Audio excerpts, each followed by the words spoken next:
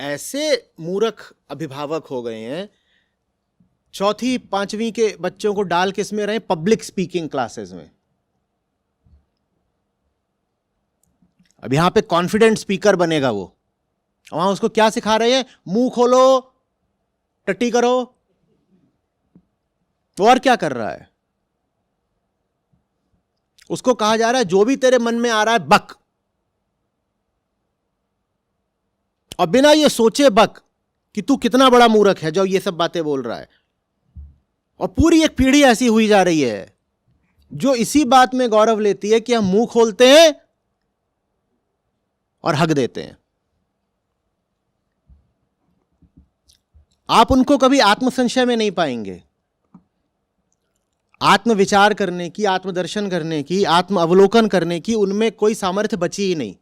उनकी आंखें बस हमेशा बाहर देखती हैं और उनका भगवान है कॉन्फिडेंस। ये करा है मां बाप ने, गीता से दूर रखो और उसको बना दो पब्लिक स्पीकर, या कि 8वीं क्लास में उसको कोडिंग सिखाना शुरू कर दो। कैलिफोर्निया भेजेंगे।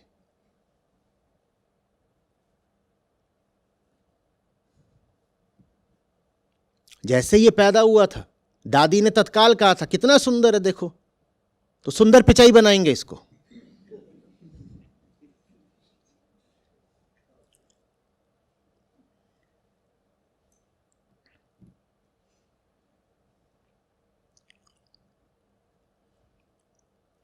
भूखे लोग हैं ना, कई पीढ़ियों की भूख है, अकाल, बीमारी और गरीबी से त्रस्त रहा है ये देश मेरा। तो अब जैसे ही मौका मिला है वैसे ही हर आदमी कुत्ते की तरह जीभ लटका करके पैसा पैसा पैसा पैसा पैसा, और उसमें शोषण किसका किया जा रहा है, वो जो घर का लड़का है और लड़की है उसका। और इस शोषण में माँ बाप जितने हैं तो हैं, दादा दादी भी बराबर के भागीदार हैं, वो भी लगे हुए। माँ बाप कहते हैं चलो जल्दी से इसको कोडिंग सिखा दो, और दादा दादी कहते हैं हां, और गीता से दूर रखना। वाह, ऐसे परिवार में जो बच्चा होगा क्या फलेगा फूलेगा, सुविकसित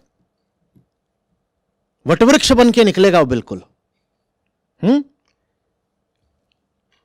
मां बाप ने बोला जल्दी से इसको 2 क्लासेस करानी है, एक तो पब्लिक स्पीकिंग की और दूसरी कोडिंग की। और दादा दादी कहा ठीक, और घर में इसको गीता नहीं पढ़ने देना है,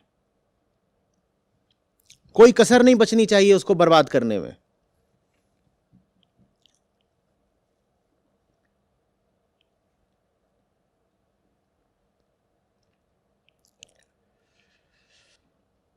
इतना बुरा सा लगता है बच्चों की दुर्दशा देख के, खास तौर पे ये जो, जब देखता हूँ ये 3-5 साल वाले हैं। बेंगलोर में थे अभी, तो वहाँ पर आईआईटी के मेरे बैचमेट थे, वो मिले, बोले ज़्यादातर हमारे जो बैच के लोग हैं उनके बच्चे हिंदी बोल ही नहीं पाते, या उनकी और भी जो मातृभाषा हो, मान लो तमिल हो, मराठी हो, बोले बोल ही नहीं पाते, सिर्फ और सिर्फ अंग्रेज़ी। 10 साल पहले ये सुनने को मिलता था कि वो हिंदी पढ़ नहीं पाते हैं, लेकिन सुन के बोल तो लेते ही हैं, क्योंकि पिक्चरों में सुन ली, घर में सुन ली, तो बोल लेते हैं, पढ़ नहीं पाते। इस बार पता चला कि अब वो समझ भी नहीं पाते हैं, उनसे हिंदी में बोलो उन्हें सही में समझ में नहीं आता।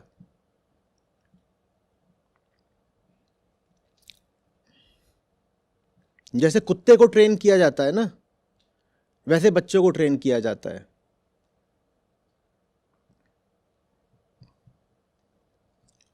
और इतना बुरा लगता है, जी करता है कई बार कि ये दुनिया भर के जितने बच्चे हैं छोटे, इनको सबको इकट्ठा करूं और इनको अपने साथ लेके किसी द्वीप पर चला जाऊं।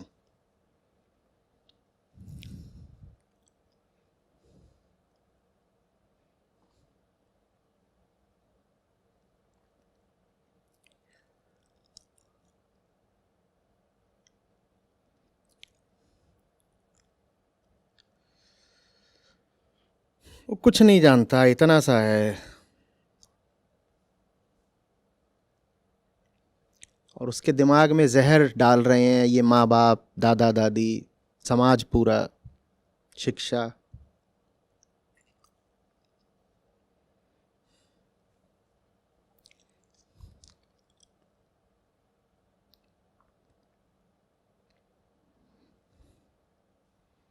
एक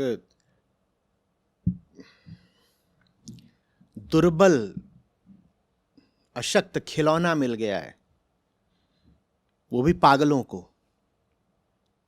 घर के 4-5 पागल, उनको मिल क्या गया, एक खिलौना मिल गया है। और वो उसको तोड़ मरोड़ रहे हैं, अपने हिसाब से काट छांट रहे हैं, दीवार पे फेंक रहे हैं, कभी उसको सजा रहे हैं कि ले आज तू इस तरह कपड़े पहन ले। हर तरह का दुर्व्यवहार कर रहे हैं उस खिलौने के साथ।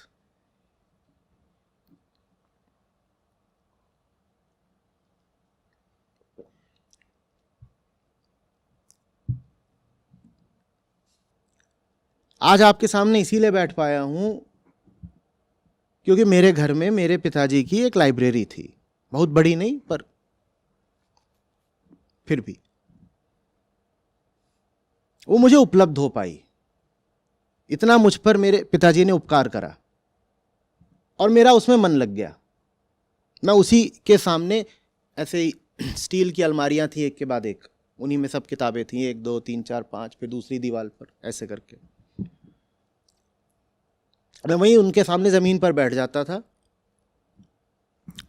ऐसे सोफ़ा था और ये अलमारी थी, तो सोफ़े और अलमारी के बीच में जगह थी, मैं उसमें छुप के बैठ जाता था। मुझे ऐसा लगता था मेरी अपनी गुफ़ा है, मैं उसी गुफ़ा में घुस जाता था ज़मीन पर, और वहाँ बैठा बैठा अपना पन्ने पलटता रहता था। पूरा समझ में भी नहीं आता था, लेकिन फिर भी एहसास होने लगा था कि ये बात बहुत काम की है, बहुत ऊंची है। उसमें हिंदी अंग्रेजी दोनों भाषाओं का साहित्य था और हर तरफ का था, सब कुछ, कुछ ये नहीं कि आध्यात्मिक ही था। 50 जो जितनी दिशाएं हो सकती हैं लेखन की, सब मौजूद थी।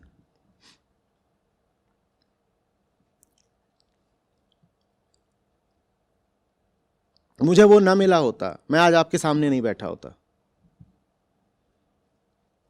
बाप का इससे बड़ा क्या कर्तव्य होगा कि बच्चे के सामने दुनिया की ऊंची से ऊंची बात, कि आज तक के जो उच्चतम विचारक हुए हैं, दार्शनिक हुए हैं, कवि हुए हैं, लेखक हुए हैं, ऋषि हुए हैं, उनकी बातों को ला करके बेटे के सामने रख दे। और बाप अगर ये नहीं कर रहा है तो काहे का बाप है वो?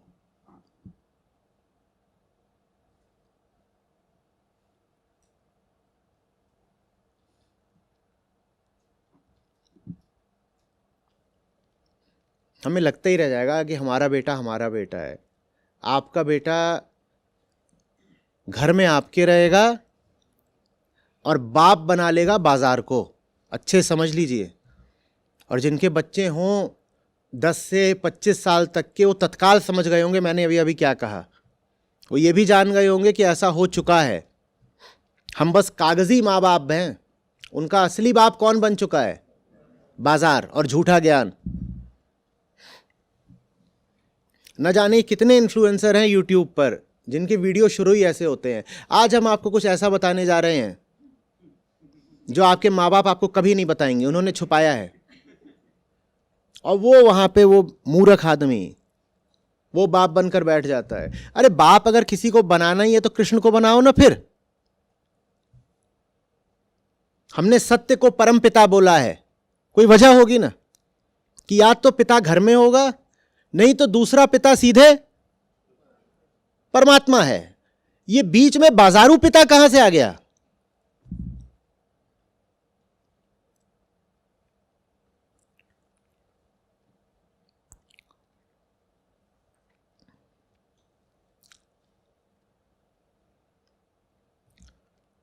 तो आप मत पढ़ाइए बच्चे को गीता, वो आपका बच्चा रहेगा ही नहीं। आपको लगता रहेगा मेरा है मेरा है, वो गया, वो बाजार का हो गया।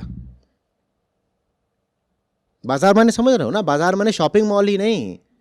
हाँ, बाजार माने ये जो खरीद फरोख्त, लेन देन, का पूरा जगत में कार्यक्रम चल रहा है, इसको बाजार बोल रहा हूं।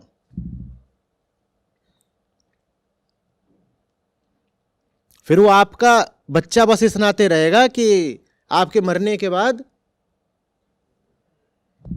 विरासत मांगने आ जाएगा, मैं बेटा हूं ना, बाप मर गए, पैसा सारा मुझे दे दो।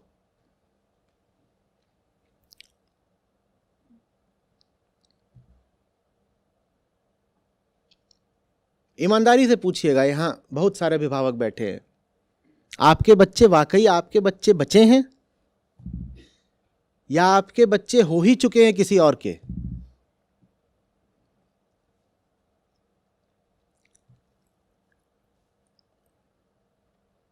और परम पिता के तो हुए नहीं बच्चे, वो हुए होते तो मां बाप के लिए बड़े संतोष की बात होती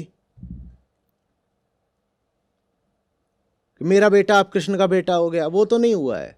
आपका बेटा किसका बेटा हो चुका है? बेटी भी। बेटियां कोई कम है?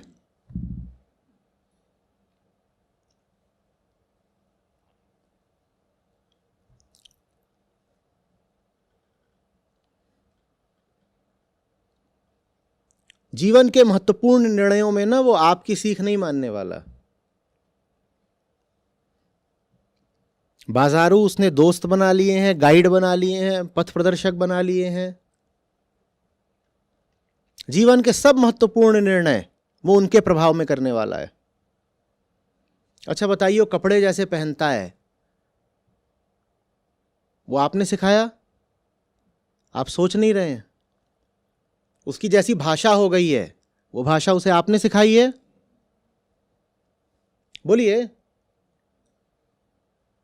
आपको दिख नहीं रहा है कि उसका पूरा व्यक्तित्व आपका दिया हुआ नहीं है, वो अपना सब कुछ कहीं और से उठा के ला रहा है। उसने जो अब आदर्श बना लिए हैं दुनिया में, वो आदर्श उसको आपने सिखाए क्या? वो तो आपका घर कब का छोड़ चुका है, बस उसका शरीर आपके घर में रहता है और आपको लग रहा है मेरा बच्चा मेरा बच्चा। आपके घर में भी इसलिए रहता है क्योंकि पैसे की आपूर्ति आप कर रहे हो। वो जो बाजारू बाप बने बैठे हो पैसा थोड़ी देंगे।